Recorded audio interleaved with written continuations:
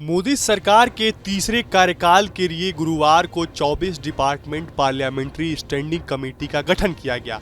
हर committee में लोकसभा और राज्यसभा के सदस्यों को शामिल किया गया। कांग्रेस को 4 कमेटियों की अध्यक्षता दी गई है। राहुल गांधी को रक्षा मामलों की स्टैंडिंग कमेटी का सदस्य बनाया गया है।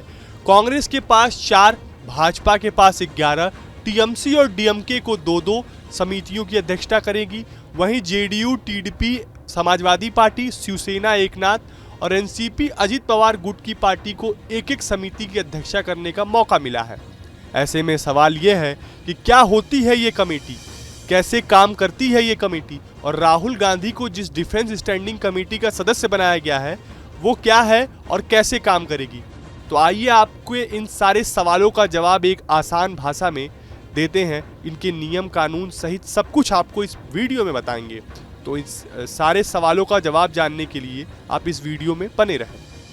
देश की संसद पूरे साल भर नहीं चलती, लेकिन मंत्रालयों और विभागों से जुड़े कामों को संभालने का काम कमेटी करती है, इसलिए इनका रोल काफी अहम होता है। संसद में कुल 24 डिपार्टमेंटल पार्लियामेंटल स्टैंडिंग कमेटी है। यह 2 तरह की होती हैं। पहली है स्टैंडिंग कमेटी और दूसरी एडहॉक कमेटी। एडहॉक कमेटी को कुछ खास कामों के लिए बनाया जाता है और काम पूरा होने पर उसे खत्म कर दिया जाता है। वहीं पार्लियामेंटल स्टैंडिंग कमेटी खास तौर पर मंत्रालयों के लिए होती हैं। 24 पार्लियामेंटल स्टैंडिंग कमेटी में से 16 लोकसभा के और 8 कमेटी राज्यसभा के लिए होती हैं। हर कमेटी में 31 मेंबर होते हैं। इसमें 21 लोकसभा के और 10 राज्यसभा से होते हैं। हर कमेटी का कार्यकाल 1 साल से ज़्यादा का नहीं होता है।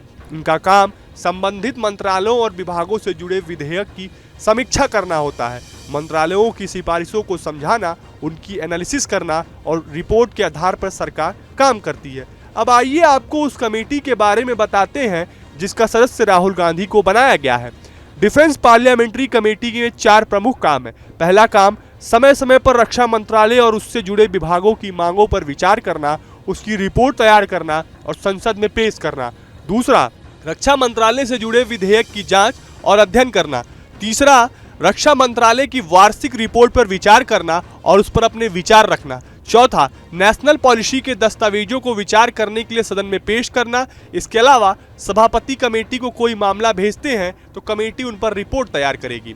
सदन में बजट पर सामान्य चर्चा खत्म होने के बाद लोकसभा को एक निश्चित अवधि के लिए स्थगित कर दिया जाता है। फिर यह समिति रक्षा मंत्रालय की मांगों पर रिपोर्ट तैयार करती है। सदन में मंत्रालय की सिफारिशों को हरी झंडी देने के लिए कमेटी की रिपोर्ट पर ध्यान दिया जाता है। इसके अलावा रक्षा मंत्रालय की सालाना रिपोर्ट के आधार पर उन विषयों पर चयन करती है जिस पर काम किया जाना चाहिए। फिलहाल आपको हमारा ये वीडियो कैसा लगा हमें कमेंट बॉक्स में जरूर बताएं। देश और दुनिया की तमाम और यूपी उत्तराखंड की हर छोटी बड़ी खबर के लिए न्यूज स्टेट चैनल को सब्सक्राइब करना ना भूलें। न्यूज नेशन अब व्हाट्सएप पर खबरों की ताजा अपडेट के लिए न्यूज नेशन के इस क्यूआर कोड को स्कैन करें।